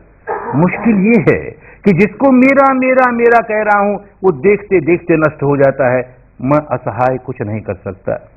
वो नष्ट नहीं होता तो जिसको मैं कर रहा हूं वो नष्ट हो जाता है। दोनों का अलगाव आता ही है, और ये अलगाव जैसे ही आया वैसे ही बड़ा व्याकुल होगा। जितनी गहरी आसक्ति होगी उतना व्याकुल होता चला जाएगा। ये बात खूब समझ में आने लगेगी, गहराइयों से अंतर जाकर के भीतर देखते देखते, प्रवचनों से नहीं। ये मैं मेरे की आसक्ति समझ में आएगी। एक और आसक्ति, मेरा दृष्टिकोण, मेरी मान्यता, मेरी परंपरा, मेरा धर्म। जिसको मेरा मेरा मेरा कह करके अपने दृष्टिकोण के प्रति, अपनी दार्शनिक मान्यता के प्रति, जिसको अपना धर्म कहता है, मेरा धर्म कहता है, उसके प्रति इतनी गहरी आसक्ति पैदा कर ली, उसके खिलाफ कोई जरा सा बोल जाए कितना तिल मिलाता है, जैसे गर्म तेल के छींटे लगा दिए। नहीं सोचता कि जिसको मैं मेरा दृष्टिकोण कहता हूं, मेरा दर्शन कहता हूं, मैंने रंगीन चश्मे पहन रखे हैं, लाल रंग के तो मुझको लाल दिखाई देता है, उसने हरे रंग के पहन रखे उसको हरे दिखाई देते हैं, और हम लड़े जाएं, मैं कहूं लाल वो कहे हरा, एक दूसरे का सिर फोड़ दे, फिर भी एक दूसरे को नहीं समझा पाएंगे। अरे ये चश्मे उतरेंगे, यथाभूत जैसा है वैसे देखेगा, पर रंगों से चिपका हो गया ना, कैसे रंग वाले चश्मे उतारेगा। बड़ा व्याकुल हो जाएगा, बड़ा व्याकुल हो जाएगा। और चौथी आसक्ति, बहुत बड़ी आसक्ति कर्मकांडों के प्रति, या धर्म के ही छोटे छोटे अंग हैं उनके प्रति, शील के प्रति, और शील के भी किसी एक हिस्से के प्रति, और उस हिस्से को इतना खींच करके उसके प्रति आसक्त हो गया और कुछ नहीं करेगा, धर्म का अगला कदम उठाएगा नहीं, लेकिन इतना चिपक गया। कोई एक व्रत ले लिया, उस व्रत के प्रति, कोई कर्मकांड रोज करता है उसके प्रति, ये तो मेरा रोज का कर्मकांड है, नित्य का कर्मकांड है, ये नहीं करूंगा तो क्या हो जाएगा। क्या बेचारा शिविर में इसलिए नहीं आता कि वहां तो हमारे ये कर्मकांड छूट जाते हैं, इस मारे नहीं आता, बड़ा चिपका, अच्छा आ भी गया तो मन में वो दुविधा चलती है, कर्मकांड नहीं कर रहा, ये व्रत नहीं कर रहा, इन 10 दिनों में अमुक व्रत आ गया, मैंने नहीं किया, ये तो नहीं किया, वो तो नहीं किया, बड़ा दुख होता है, बड़ा व्याकुल होता है भीतर से। और जैसे जैसे धर्म के आगे जाता बात समझ में आने लगती है कि ये सब निकम्मे हैं, सब निकम्मे हैं, फिर भी आसक्ति नहीं टूटी तो भी व्याकुल रहता है। आसक्ति जब तक नहीं टूटती है व्याकुल ही व्याकुल, व्याकुल ही व्याकुल। खूब समझ में आने लगता है, खूब समझ में आने लगता है। जब जब आदमी व्याकुल हो और अपने भीतर जाकर देखे कि व्याकुल हूं और इस व्याकुलता का क्या कारण है, तो इन चारों में से कोई न कोई आसक्ति, कोई न कोई उपादान अपना सिर उठाएगा। ये आसक्ति है जिसने मुझे व्याकुल बनाया, इस समय ये आसक्ति है जिसने मुझे व्याकुल बनाया, खूब समझ में आएगा। लेकिन इस व्यक्ति को तो सम्यक संबुद्ध बनना था, यहां भी गाड़ी नहीं रोकी और गहराइयों में जाता चला गया, और गहराइयों में जाता चला गया। तो संसार के सारे दुखों को भीतर अनुभव के स्तर पर जानता हुआ अब देखता है जरा, मरणं, शोक, परिदेव, दुख, दोमनस्सुपायास संभवंती। बुढ़ापा आया, मृत्यु आई, शारीरिक दुख हुए, मानसिक दुख हुए, भिन्न भिन्न प्रकार के दुखों में से गुजरता है। क्या है इसका सबसे नजदीकी कारण? क्या है? बिना कारण कुछ नहीं होता। तो बात समझ में आई, जाति पच्चया, जाति पच्चया जरा मरणं शोक परिदेव दुख दोमनस्सुपायास संभवंती। जाति पुरानी भाषा है, आज तो जात पात को जाति कहने लगे। उन दिनों की भाषा में जाति माने जन्म, जन्म हो गया ना, जन्म हो गया तो गुजरना ही पड़ेगा, बुढ़ापे में से भी, मृत्यु में से भी, किसी रोग में से भी, अनचाही बातों में से, मनचाही बातों के न होने से, इन सब में से गुजरना ही पड़ता है। जन्म जो हो गया, तो भाई क्यों जन्म हो गया, इसके पीछे भी कुछ कारण होगा। तो खूब समझता है गहराइयों से भीतर, भव पच्चया जाति।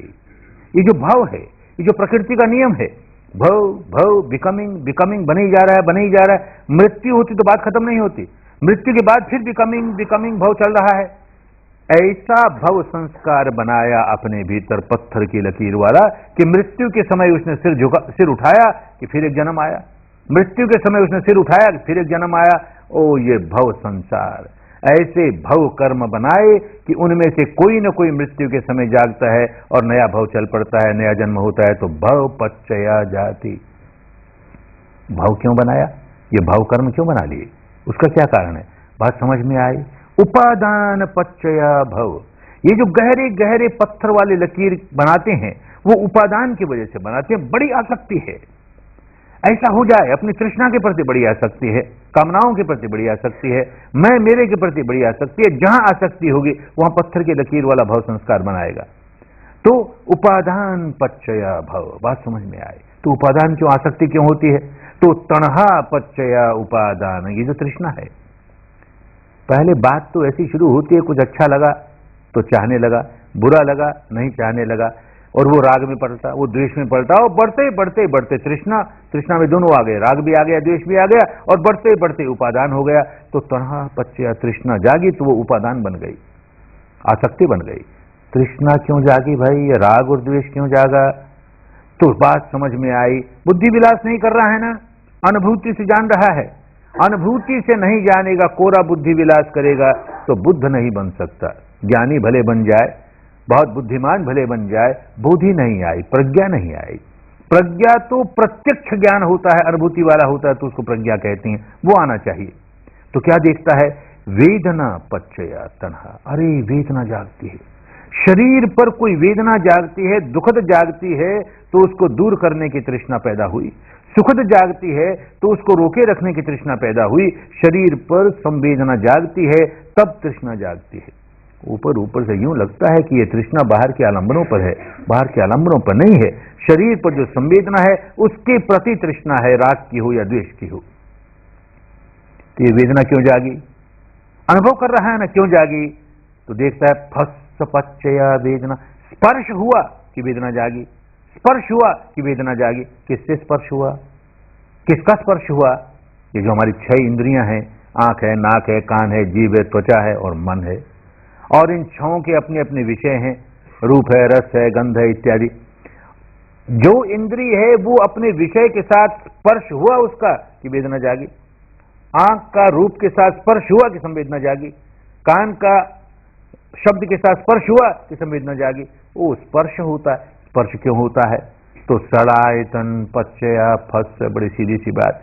ये 6 इंद्रियां जो हैं, ये 6 इंद्रियां हैं, इन 6 इंद्रियों के अपने अपने विषय हैं।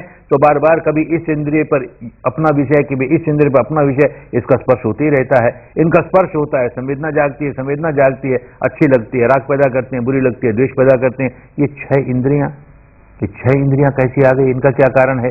तो बात समझ में आई। नाम रूप पच्चया सड़ायतन।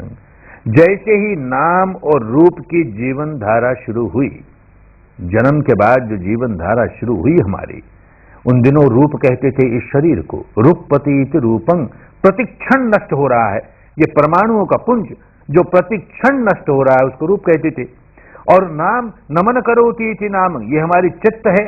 जो चित्त है वो रूप के सहारे ही, उसके सारे सारे सारे सारे चलता है, इसलिए उसको नाम कहा। तो ये जो 4 खंड नाम के हैं और ये रूप है, ये दोनों साथ मिलकर के जीवन धारा चली। तो जीवन धारा चली तो 6 इंद्रियों के साथ चली। तो ये नाम रूप कैसे हो गए साथ? तो कहा विज्ञान पच्चया नाम रूपं। बात समझ में आई। एक जीवन समाप्त हुआ और चित्त का वो हिस्सा जिसे विज्ञान कहते हैं यहां समाप्त हुआ कि तुरंत किसी दूसरे शरीर के साथ जा जुड़ेगा। यहां समाप्त हुआ कि वहां जुड़ा। तो ये जो विज्ञान यहां समाप्त हुआ और दूसरा जाकर के जुड़ा कहीं, वो विज्ञान, च्युति विज्ञान, प्रतिसंधि विज्ञान जुड़ गया, आगे जाके जुड़ गया कहीं। अरे ये कहां से आया? ये कैसे हुआ? इसका क्या कारण है? बात समझ में आ गई। संखार पच्चया विज्ञान। ये जो संस्कार बनाए जा रहे हैं, संस्कार बनाए जा रहे हैं, माने कर्म संस्कार बनाए जा रहे हैं। प्रतिक्षण हम कर्म संस्कार बनाते हैं। हमारे कर्म संस्कार की वजह से अगले क्षण का विज्ञान उत्पन्न होता है, फिर कर्म संस्कार बनाते अगले क्षण का विज्ञान उत्पन्न होता है। यूं हमारी जीवन धारा चलती है। मृत्यु के समय ऐसा कर्म संस्कार सिर उठाता है जो बड़ा बलवान होता है, बहुत पत्थर की लकीर वाला होता है, इतना बलवान होता है कि इतना बड़ा उससे धक्का लगता है, एक नया जीवन ही आरंभ हो गया। अब तक तो जो संस्कार था वो इसी जीवन का विज्ञान बनाया जा रहा है, बनाया जा रहा है। और वो मृत्यु के समय जो जागा संस्कार, उसने नया बनाया, नया जीवन दे दिया। वो संखार पच्चया विज्ञान। ये संखार कैसे बनता है? बात समझ में आ गई। अविद्या पच्चया संखार। अरे अविद्या की वजह से। क्या अविद्या है? किसी स्कूल में पढ़ाई नहीं की इसलिए अविद्या है, किसी कॉलेज में पढ़ाई नहीं की, कि शास्त्रों का पठन नहीं किया, कि बुद्धि के स्तर पर धर्म को नहीं समझा, उसको अविद्या नहीं कहा। अविद्या फिर वेदना से ही संबंधित। वेदन है तो विद्या है, अनुभव है तो विद्या है, अनुभव नहीं है तो अविद्या ही अविद्या है। जो ज्ञान अपनी वेदना से नहीं प्राप्त हुआ वो अविद्या ही अविद्या है। अपने स्वयं वेदन से जो ज्ञान जागा वो विद्या हुई। तो स्वयं वेदन से समझने लगा ये दुख है। एक ही जो संवेदनाएं जाग रही हैं, जिनको सुखद कहता हूं वो भी दुख है, क्योंकि अनुभूति से जानता है हर सुखद संवेदना अनंत काल तक नहीं रहती, देर सवेर समाप्त हो जाती है, तब बड़ा दुख आता है। क्योंकि हर सुखद संवेदना जब बदलती है तो दुखद में ही बदलती है। ऐसा अपने अनुभव से देख गया, ये दुख है। और ये दुख का कारण है क्योंकि उसके प्रति बड़ी आसक्ति है, बड़ी तृष्णा है, इस मारे ये दुख है, दुख का कारण है। और यूं देखते देखते इस स्वभाव को तोड़ लें तो ये निवारण है। और ऐसी अवस्था तक पहुंच जाएं कि जहां पर दुख जागे ही नहीं, तृष्णा जागे ही नहीं, तो ये उसका बिल्कुल नितांत निरोध है, अब वो जागेगा ही नहीं। तो ये चारों की चारों बातें जो है उसको अपनी अनुभूति से नहीं जाना, तब तक अविद्या ही अविद्या है। हजार बुद्धि के स्तर पर कहता रहे मैं चारों आर्य सत्यों को समझ गया, ये दुख है, ये दुख का कारण है, ये उसका निवारण है, ये निवारण का उपाय है। अरे क्या समझ गया तुम? बुद्धि विलास करता है ना। कोई कहे ये आत्मा है, ये परमात्मा है, उसका ऐसा हो जाता है, वैसा हो जाता है। अरे क्या समझ गया? बुद्धि समझाना, अनुभव कहाँ हुआ तुझे? अनुभव जब तक नहीं हुआ तब तक विद्या नहीं। अविद्या ही अविद्या, अविद्या ही अविद्या। बात सारी समझ में आ गई, जड़ों तक समझ में आ गई। अविद्या पच्चया संखार, संखार पच्चया विज्ञानं, विज्ञान पच्चया नाम रूपं, नाम रूप पच्चया सलायतनं, सलायतन पच्चया फस्त, फस्त पच्चया वेदना, वेदना पच्चया तणहा, तणहा पच्चया उपादानं, उपादान पच्चया भव, भव पच्चया जाति, जाति पच्चया जरा मरणं शोक परिदेव दुख दोमनस्योपायासा संभवन्ति। एवमेतस्य केवलस्य दुख खंडस्य समुदयो होती थी। इस प्रकार दुखों का पहाड़ खड़ा कर लेता है एक अविद्या की वजह से। क्योंकि अविद्या है, क्योंकि होश नहीं है, क्योंकि अंतर्मुखी होकर के शरीर और चित्त का जो परस्पर संघर्ष चल रहा है, उनकी वजह से जो संवेदनाएं जाग रही हैं, उनको देखने का काम किया ही नहीं कभी, उसका अनुभव कभी किया ही नहीं। तो होश नहीं है, केवल ऊपर ऊपर की बातें करता है, उसकी वजह से दुख ही दुख, दुख ही दुख, दुख ही दुख। बात समझ में आ गई? जड़ों तक दुख का कारण समझ में आ गया। तो क्या रास्ता है? ये अविद्या दूर हो जाए, जड़ों से दूर हो जाए, बिल्कुल अविद्या रहे ही नहीं, प्रति क्षण हम विद्यावान रहें, वेदना से को जानते रहें, तो रास्ता मिल गया। तो कहा अविद्यायत्वेव अशेष विराग निरोध। ये अविद्या बिल्कुल समाप्त हो गई। संखार निरोधो, संखार निरोध विज्ञान निरोधो, विज्ञान निरोध नाम रूप निरोधो, नाम रूप निरोध सलायतन निरोधो, सलायतन निरोध फस्स निरोधो, फस्स निरोध वेदना निरोधो, वेदना निरोध तणहा निरोधो, तणहा निरोध उपादान निरोधो, उपादान निरोध भव निरोधो, भव निरोध जाति निरोधो, जाति निरोध जरा मरणं शोक परिदेव दुख दोमनस्योपायासा निरुध्यन्ति। एवमेतस्य केवलस्य दुख खंडस्य निरोधो होती थी। कितना ही बड़ा दुखों का पहाड़ इकट्ठा कर रखा हो, सारा समाप्त हो जाएगा। एक अविद्या समाप्त हो तो देखता है ये अविद्या का तार तो इस सारे सिलसिले में पिरोया हुआ, इस सारी श्रृंखला में जहां देखो वहां अविद्या, जहां देखो वहां अविद्या, अविद्या ही अविद्या है। तो कहां काटें इस अविद्या को, इस श्रृंखला को कहां तोड़ें? जीवन धारा चल पड़ी, नाम है रूप है, चल पड़ी जीवन धारा, यहां तोड़ दें, आत्महत्या कर लें, कुछ नहीं बनता आत्महत्या करने से, दुख का छुटकारा नहीं हुआ।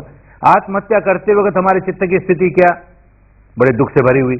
तो ये दुख से भरा हुआ चित्त इस समय यहां समाप्त हुआ, अगला चित्त जो नए जन्म का होगा दुख से भरा हुआ ही होगा, छुटकारा नहीं हुआ। तब क्या करें? तो ये 6 इंद्रियां हैं, इनको नष्ट कर दें। आंख कान नाक जीभ नष्ट कर दिए, त्वचा शरीर को नष्ट करो, मन को नष्ट करो, फिर आत्महत्या हो गई ना बाबा ना। तो ये बाहर के जो आलंबन है इनको नष्ट कर दें, सारा संसार भरा पड़ा आलंबनों से, कहां नष्ट कर दें? हमारी 6 इंद्रियां भी कायम रहेंगी, बाहर के 6 विषय भी कायम रहेंगे, तो हम चाहें या न चाहें उनका स्पर्श होता ही रहेगा, कहीं ना कहीं स्पर्श होता ही रहेगा।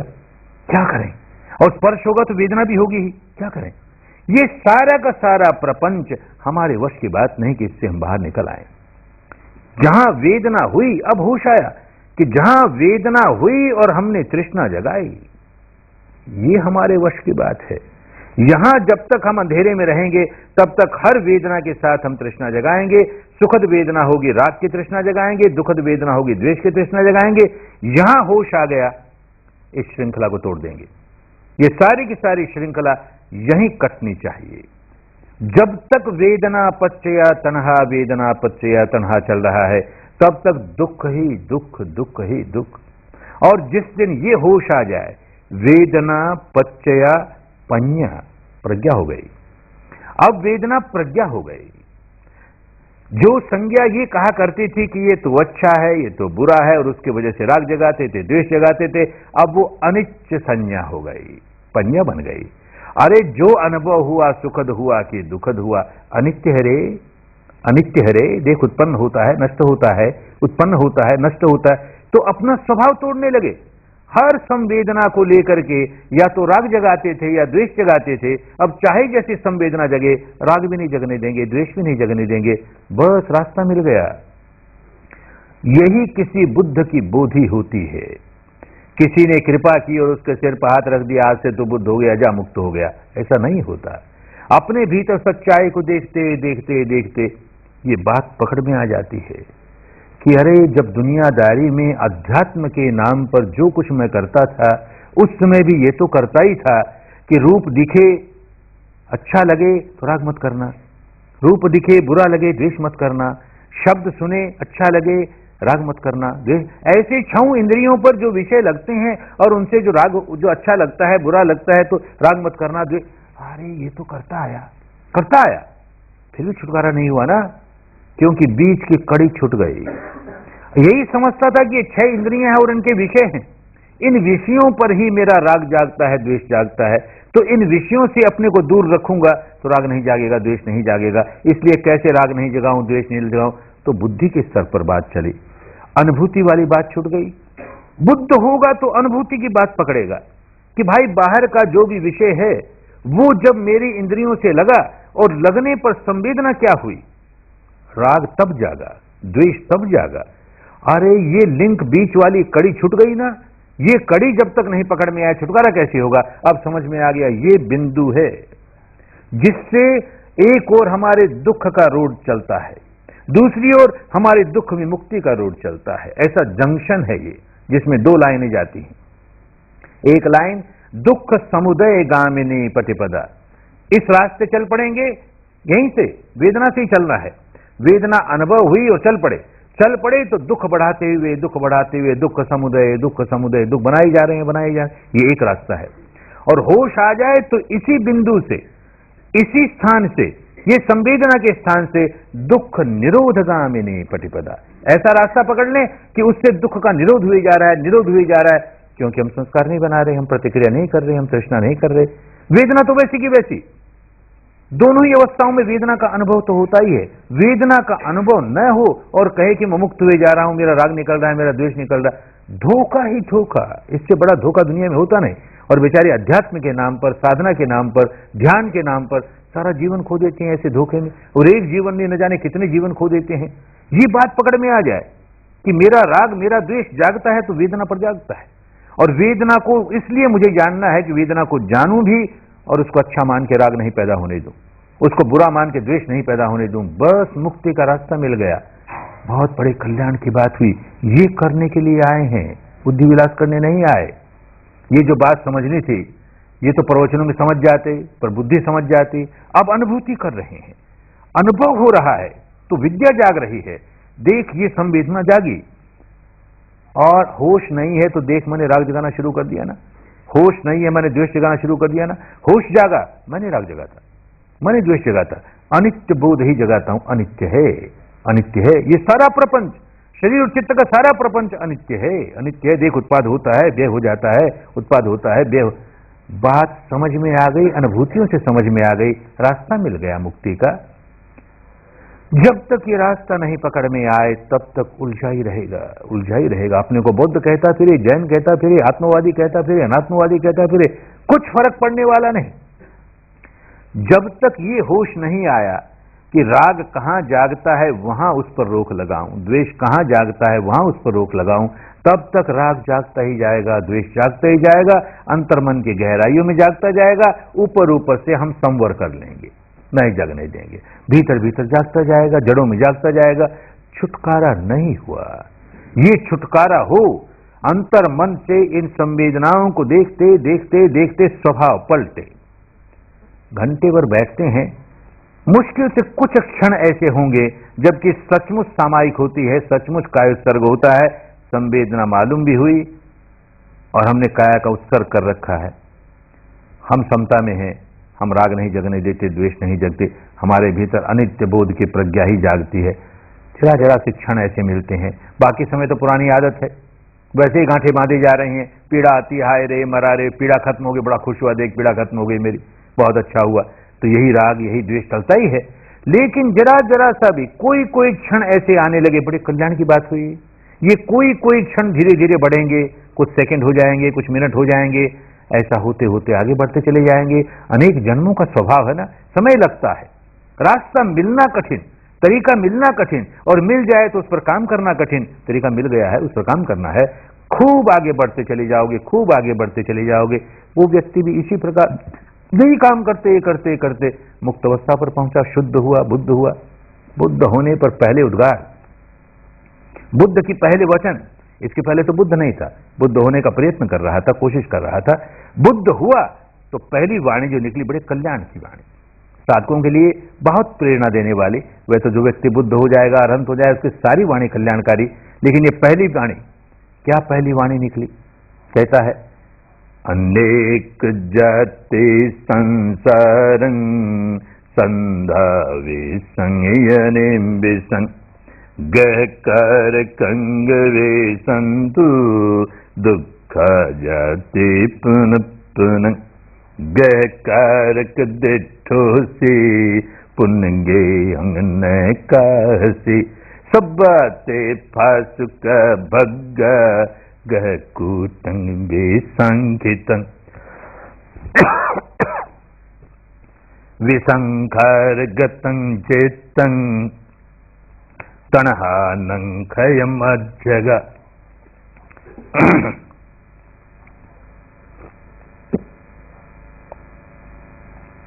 क्या कह गए?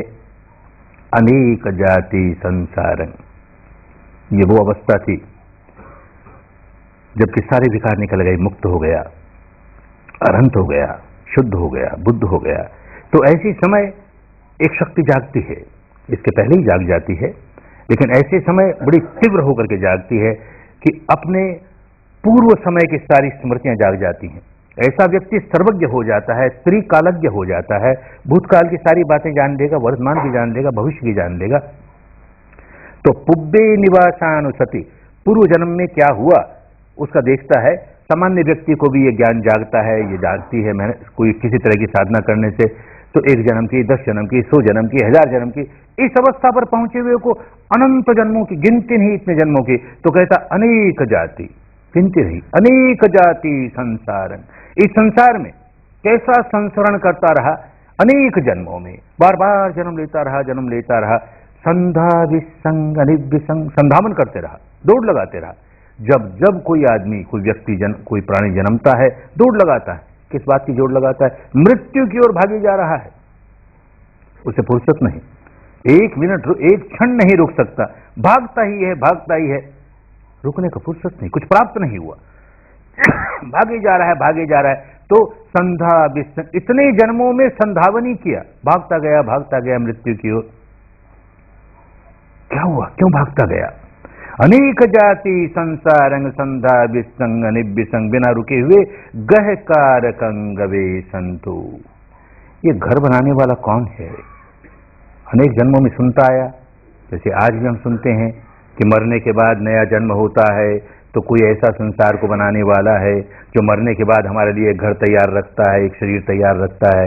इस शरीर से छुटकारा मिला, उस शरीर, नया शरीर मिल गया, उससे छुटकारा मिला, नया शरीर मिल गया। ऐसे घर बनाने वाला, हमारा शरीर बनाने वाला कौन है? तो गहकार कंगवे संतो, उस घर बनाने वाले की खोज में हुआ क्या? अनेक जन्मों में ये प्रयत्न करता रहा, उसकी खोज करता रहा। दुख जाति पुनः पुनः, बार बार दुख में, बार बार दुख में पड़ता रहा। इस लोक में जन्मा कि उस लोक में जन्मा, कि स्वर्ग में जन्मा कि ब्रह्मलोक में जन्मा, कि स्वरूप ब्रह्मलोक की अरूप ब्रह्मलोक, जहां जन्मा फिर दुख ही आया, फिर दुख ही आया, बार बार दुख में पड़ता चला गया। अब कहता है गह कारक दिठो सी, अरे घर बनाने वाले, तू देख लिया गया, अब तू देख लिया गया। गह कारक दिठो सी पुन गे हंग न काहसी, अब तू फिर मेरा घर बना नहीं सकता, कदापि नहीं बना सकता।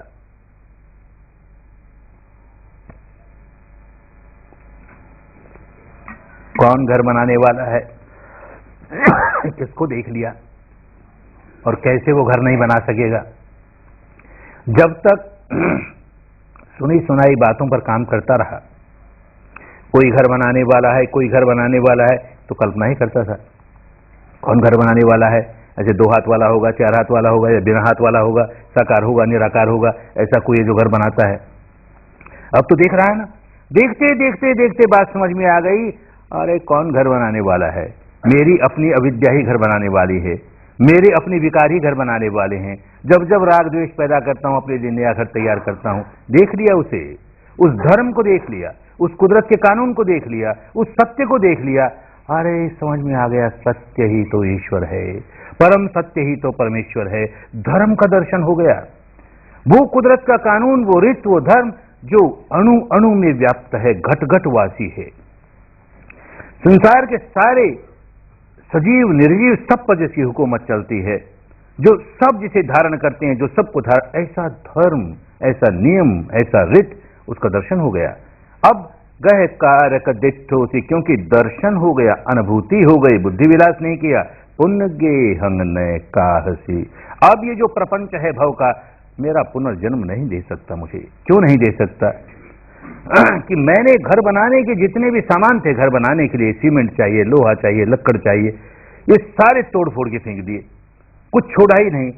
अरे क्या लोहा लक्कड़, कौन सा घर बनाने का क्या सामान है? तो कहता विसंखार गतंग चित्तंग, अपने चित्त को संस्कारों से मुक्त कर दिया, एक भी भव संस्कार चित्त में नहीं रह गया, सारा निकाल दिया। विसंखार गतंग चित्तंग तणहानं खय मत जगह, तृष्णा को जड़ से उखाड़ के फेंक दिया। पुराने भव संस्कार जो लिए चल रहा था, वो एक एक एक एक करके इस साधना द्वारा सब निकाल दिए। तो पुराना कोई भव संस्कार नया जन्म दे नहीं सकता, क्योंकि वो सब निकाल दिए।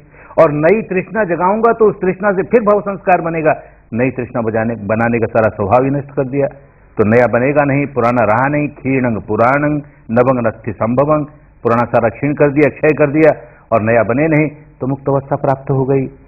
ऐसी मुक्त अवस्था हर एक को प्राप्त हो सकती है, बड़ी मेहनत करनी पड़ती है, बड़ा परिश्रम करना पड़ता है।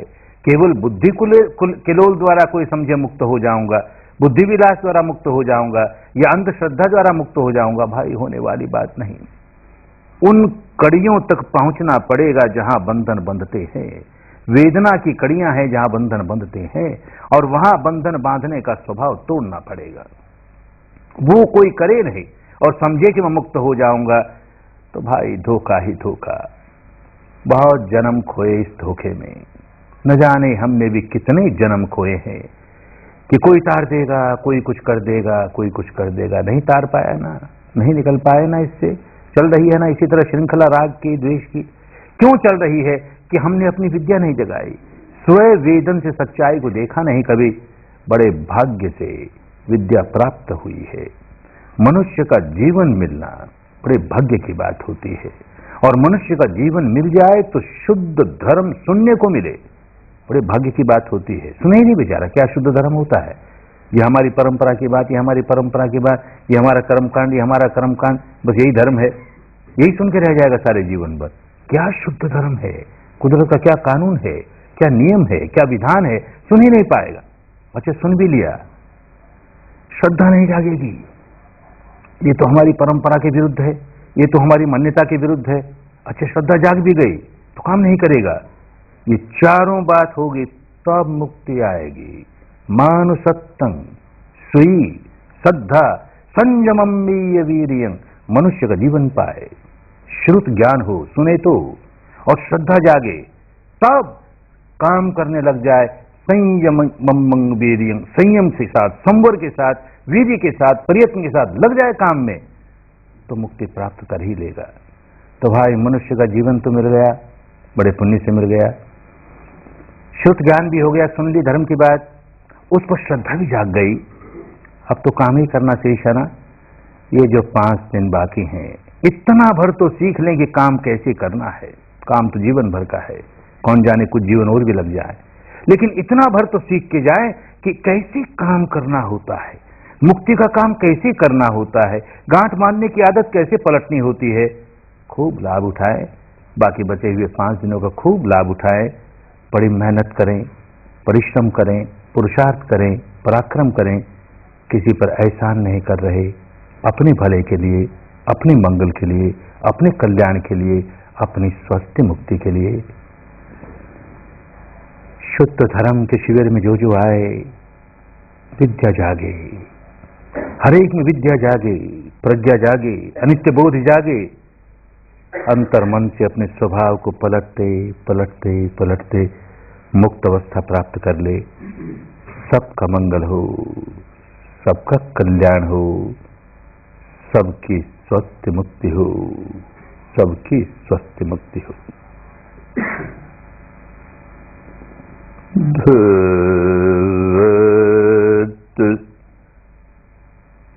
सर्व मंगलं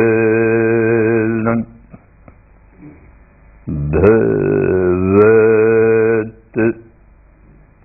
सर्व मंगलं भवतु।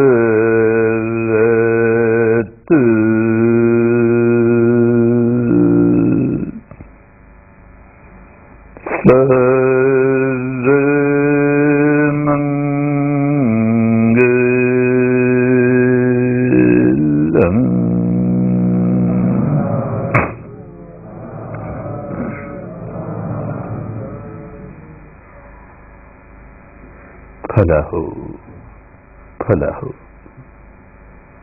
फला हो। चाहे 5 मिनट विश्राम कर लें, उसके बाद फिर काम में लगेंगे। 5 मिनट विश्राम कर लें।